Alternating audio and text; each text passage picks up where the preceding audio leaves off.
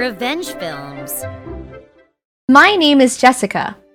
It's been a couple of years since I got married to my husband, Michael, but recently, I was starting to notice that my husband was acting strange.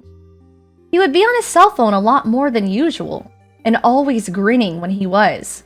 Even though he used to leave his phone lying around all the time, lately he takes his phone every single time he goes to the bathroom or into the shower. When I started to notice this, I thought that this was a pretty standard sign that he might be cheating on me. I tried to take a look on his phone one day while he was in the shower, but there was a lock on it. Not only that, but it wasn't a fingerprint or Face ID, but it was a number code, and I wasn't able to get to the bottom of it at all. This is only becoming more and more suspicious. How can I expose my husband's affair? That's what I thought, and of course, the first thing I thought was to confront my husband to tell him to show me his phone. But there was no way that he would agree to it. Not only that, but it was very possible that he was one step ahead of me in that regard and had already deleted anything that could be used as evidence from his phone. In that case, without any concrete evidence, I knew that I'd be at a disadvantage if we were to get a divorce, so I wanted to do whatever it took to somehow prove that he was cheating on me. While my husband was asleep, every night, I tried to come up with any passcode that was relevant to him, but they were all wrong. In the midst of all that one day, my mother back home told me she hurt her back, and she called me to come and help out at home. Because she had been a full-time housewife since she got married to my dad, and he had never done any of the chores around the house before, and as embarrassing as it is to admit, but my dad couldn't even fry a single egg. For the time being, she said that they were getting by with store-bought meals and microwave meals. But she said that she would prefer to have a home-cooked meal if possible, and asked me if there was any way that I could come over even just for a week and help them. My mother and my father had always been good to me growing up, and there was no reason for me to say no. So I agreed to stay with them for a week. When I told my husband about this, for some reason, he was smiling from ear to ear and seemed thrilled to let me go stay with my parents for a week. In any normal situation, I would be glad that he was being so supportive. But because I was currently suspecting him of having an affair, to me, it only looked like Michael was going to use this opportunity to see his mistress as much as he wanted to. My mind was full about my situation with my husband, but I was more worried about my mom and my dad. So the next day, I got in my car and drove back to my parents' house. When I got there, my mom was truly in a state where she could barely even move, and when the two of them saw me walk in the door, they both looked relieved and welcomed me home with open arms. As soon as I got there, I spent the next couple of days cleaning the house and meal prepping for both my mom and my dad. I was actually a lot busier than I thought I might be. My mom was finally able to rest without any stress, and she started to recover even more quickly. And then, by the 5th day since I arrived, she was able to get up and walk on her own. You should probably get back to your home soon. I'm really sorry to bother you like this. Please thank Michael for letting us borrow you for the week. You really don't need to worry about it that much. How's your back feeling now? Thanks to you, so much better. Thanks again, Jessica. My mother seemed to be feeling a lot better, and even though it hadn't been the full week like we had originally planned, I was starting to become pretty worried about my husband at this point, so I decided to go back early. It was already late in the afternoon by that point, so I thought that I would stay for one more night with my parents and then depart back home early the next morning. But then, late that night, I received a rare call on my cell phone. It was from my husband, so I thought that maybe something might have happened, and I quickly answered the phone. When I answered, he started to talk, and I was shocked by the words that were coming out of his mouth on the other end of the phone. Hey, sweet Ashley! Do you think I can stay over there tonight? I could tell that Michael was drunk, as he was slurring his words and seemed to be having a grand old time.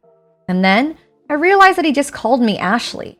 I immediately realized that he must have mistaken me for his mistress, and that was when I was able to confirm that he was most definitely having an affair.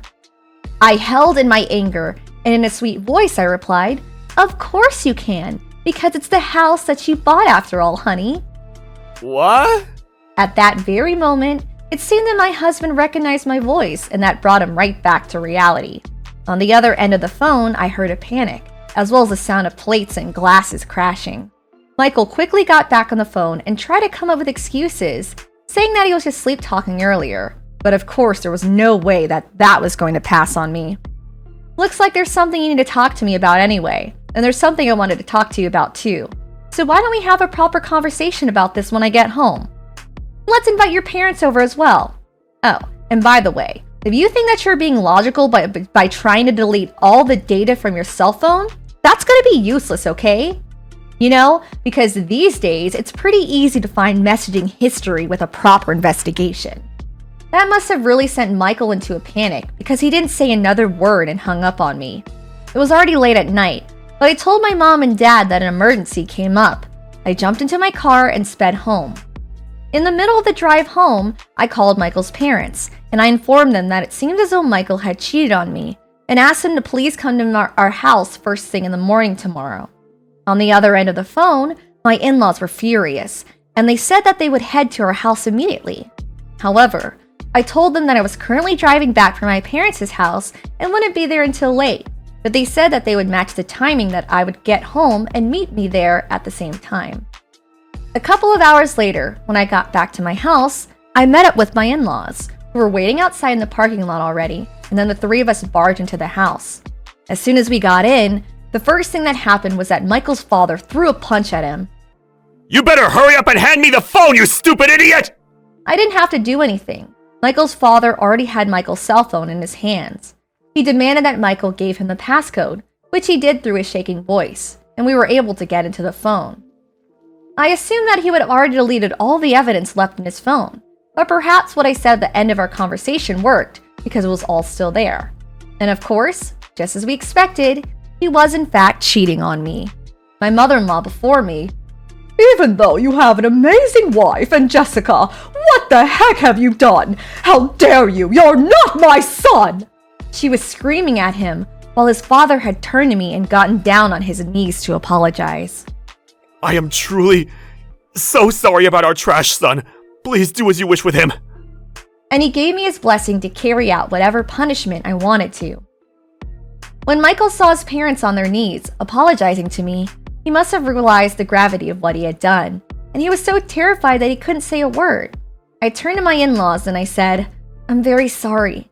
I don't believe that I can continue being married to a man who's going to cheat on his wife like this. So I would like to get a divorce." That was when my husband spoke up for the first time. A divorce? But what if I apologize? If I apologize, aren't you going to forgive me?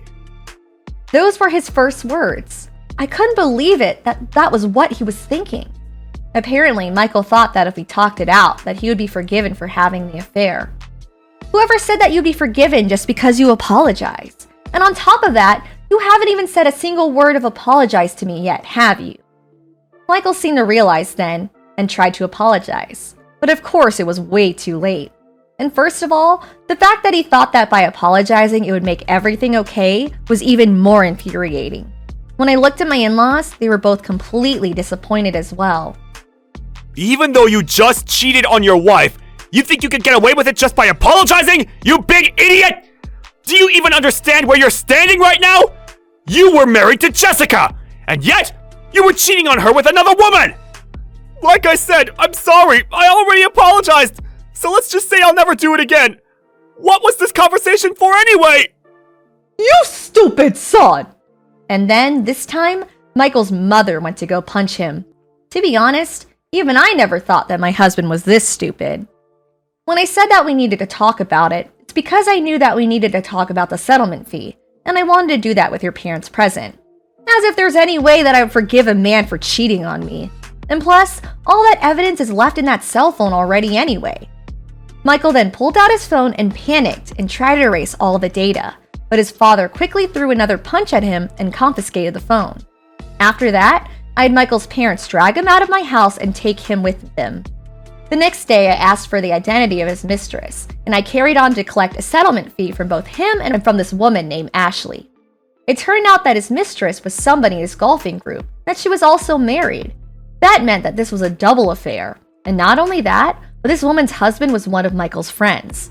That friend of his was currently on a 1-year long-term assignment in another state, and they were using that to have their affair. They're both seriously human trash. When Michael's father found out, he was so over it that he said he was going to disown his son.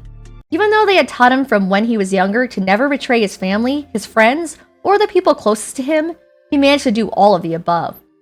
I then decided to sue his mistress for a settlement fee as well, and that was when her husband also found out about the affair. I heard that the friend flew back and beat Michael up, but he deserved it. Michael's parents took my side with this incident, and they are extremely supportive.